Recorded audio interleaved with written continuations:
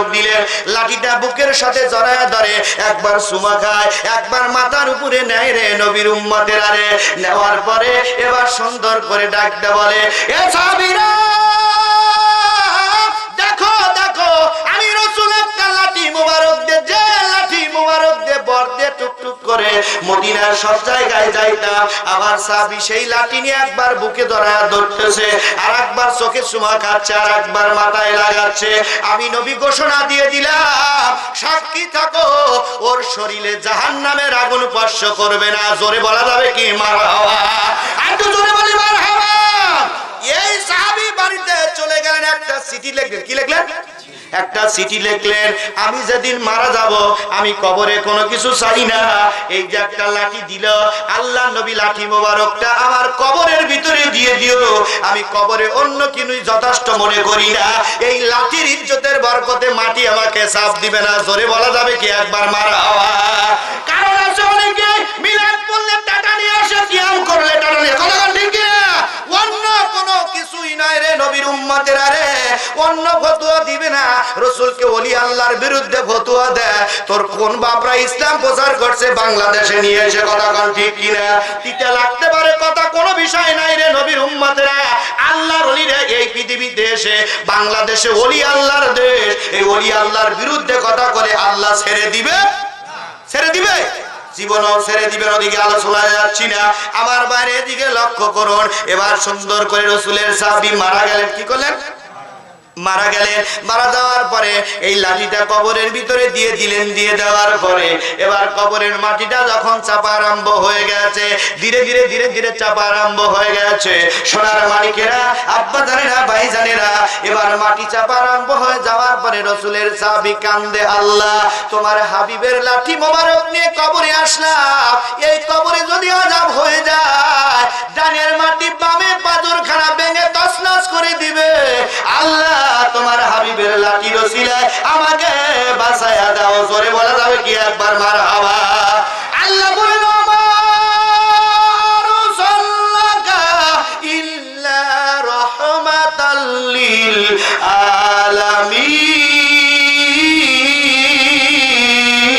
আলামিন।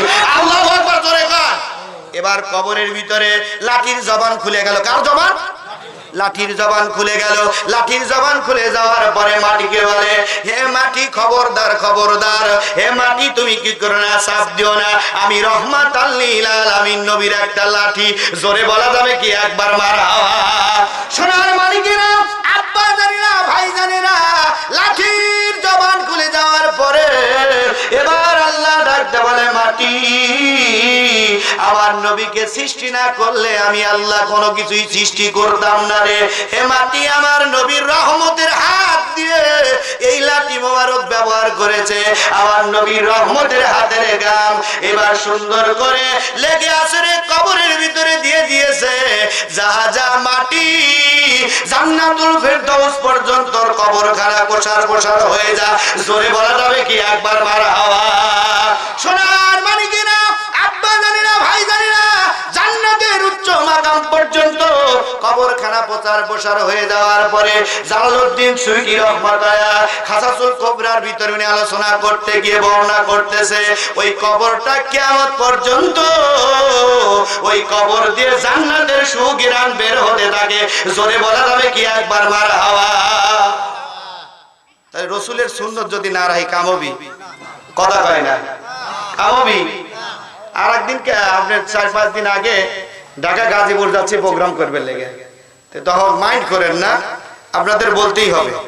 তখন জোর কইতেছে কি চাচা হরেন, চাচা হরেন, কেরকে আমি কি চাচা, কথা কয় না, আমি কি চাচা, আমরা তো চাচা না, কি কর, কথা বলে ঠিক কি না? হাই বাবু কি কর, তুমি হলো চাচা, আমি হলো চাচা, কথা কন ঠিক কি না? তো লোক কেরে হাম্বক মারি গেল, কিরে হচ্ছি তো সত্যি কথা তো বলতেছে, আমরা তো চাচি না, আমাদের রাসূলুল্লাহর দাড়ি মোবারক আছে। জোরে বলি একবার সুবহান। কারণ এই একটা সুন্নতের ওসিলা আল্লাহ মাফ করে দিতে পারে কিনা, জোরে কর, কথা বলে ঠিক কিনা? এই যে নামাজ কালাম পড়ে, আমি বলি না নামাজ কিন্তু করতেই হবে, আমি বলতেছি নামাজ কিন্তু ছাড়া যাবে না, এটা ল, কিন্তু কাল কিয়ামতের ময়দানে আমি নামাজ পড়তেছি আলহামদুলিল্লাহ রাব্বিল আলামিন গাদা গরু ডোবাইদা দেশ আর রহমানির রহিম ছাগল ডোবাই করিস কথা কর ঠিক কি না এই নামাজ দেখি পারবো সম্ভাবনা আছে এই যে মসজিদের মাহফিল কিসের মাহফিল মসজিদের মাহফিল দানের ইজ্জতের বরকতে আল্লাহ maaf করে দিতে পারে কিনা জোরে বলেন পারে কিনা কিয়ামতের ময়দানে একটা ওসিলা ধরে আল্লাহ তার জিন্দেগীর গুনাহ maaf করে দিবে জোরে বলি সুবহান আমি ওদিকে আলোচনার দিকে যাব না সোনার মানিকেরা আব্বা জানেরা ভাই জানেরা সংক্ষিপ্ত নিয়ে আসছে আবু জেহেলের বেটা ইকরামাকে বাড়িতে নিয়ে আসলো কোথায় নিয়ে আসলো মনে আছে নাকি বাড়িতে নিয়ে আসার পরে বলতেছে তোমার আল্লাহ কেমন করে বাঁচায় আমি একটু দেখতে চাই জোরে বলি নাউজুবিল্লাহ এবার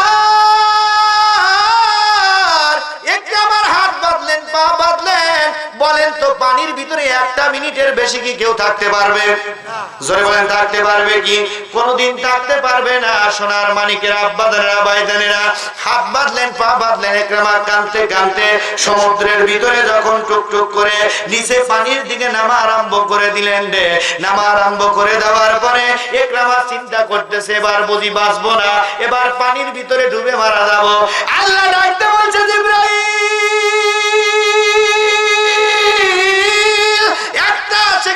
দেরি করবি না রে জিবরাইল মাছের সূরত ধারণ করে আমার ইকরামাকে মাছ পানির তলের থেকে উপরে বাসায়া তোল জোরে বলা যাবে কি একবার মারহাবা তিমি মাছের গাড়ে পার বললেন পরার পরে ইকরামার ভাষায় বলতেছে এ তিমি মাছ আমার আব্বা আমাকে দেখতে পারে না মক্কাতুল মুকাররমায় আসমানে নাম হলো আহমদ জমিনে নাম হলো মুহাম্মদ এই নবী এসেছে এই নবী শেষ নবী এই নবীর হাত ধরে আমি বায়াত গ্রহণ করেছি আমাকে আমার আব্বার সাথী সঙ্গীরা দালালেরা পানির ভিতরে ফেলে দিল আমি এবার বাঁচবো না মাছের ভাষায় বলে তুমি তো বাঁচবা তোমার সাথে 2000 মানুষ একসাথে কালেমা পড়ে মুসলমান হয়ে যাবে জোরে বলা যাবে কি একবার মারহাবা সোনার মানিকেরা আব্বা জানেরা ভাই জানেরা ওনার আকীদারও দুরস্ত হয়ে গেল যে এক টাকা বাগেরা নিয়ে আসলো মাছের পেটের থেকে বাঁচলাম এবার ইকরামা ডাকতে বলছে तमाम দুনিয়ার মানুষেরা তোমরা শোনো রে এবার মাছটা আমাকে বাসায় দা কিনারে দিয়ে দিল আবু জেহেলের সেলা সাম্পররা এসে আবার ধরে নিয়ে গেল তোমাকে কে বাঁচাইছে বলছে আল্লাহকে জোরে কোন কে আল্লাহ বাঁচাইছে এবার ইকরামা ডাকতে বলছে আল্লাহ বাঁচাইছে এবার ডাকতে বলে তোর আল্লাহ কেমন করে বাঁচায় আমি এই শরীর একটু দেখবো জোরে বলি নাউজুবিল্লাহ ইকরামার হাত বাঁধলেন পা বেঁধে পাহাড়ের উপরে উঠা দিলেন রে পাহাড় থেকে বাঁচানোর মালিক কে জোরে কয় না কে আল্লাহ বাঁচানোর মালিক রে নবীর উম্মতেরা এ নবীর উম্মতেরা রে পাহাড়ের উপরে যখন ইকরামাকে দিয়ে দিলেন হাত বাঁধলেন পা বাঁধলেন মক্কাতুল মুকাররমার সমস্ত মানুষেরা দলে দলে এবার এসে দাঁড়া গেছে কি চাও আবু জেহেলের কলিজার টুকরা বেটা ইকরামা আল্লাহর হাবিব সরকারে দো আলম নবী ইমামুল মুরসালিন খাতাবান নবী রাহমাতাল লিল আলামিন নবীর হাতে বায়াত গ্রহণ করার কারণে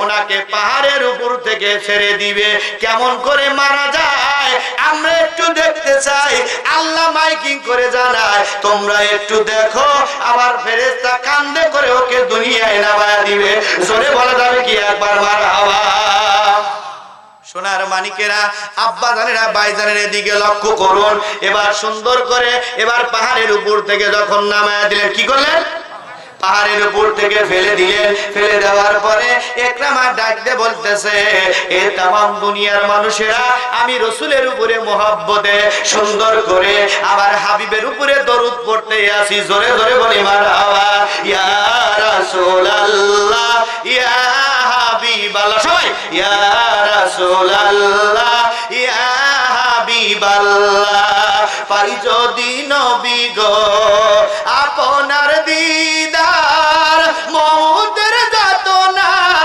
থাকিবে না আমার জোরে বলা যাবে কি মারহাবা আরো জোরে বলি মারহাবা পাই যদি নবী গো আপনার দিদার মউতের যাতনা থাকিবে না আমার দয়া যে করিয়া দিবেন গো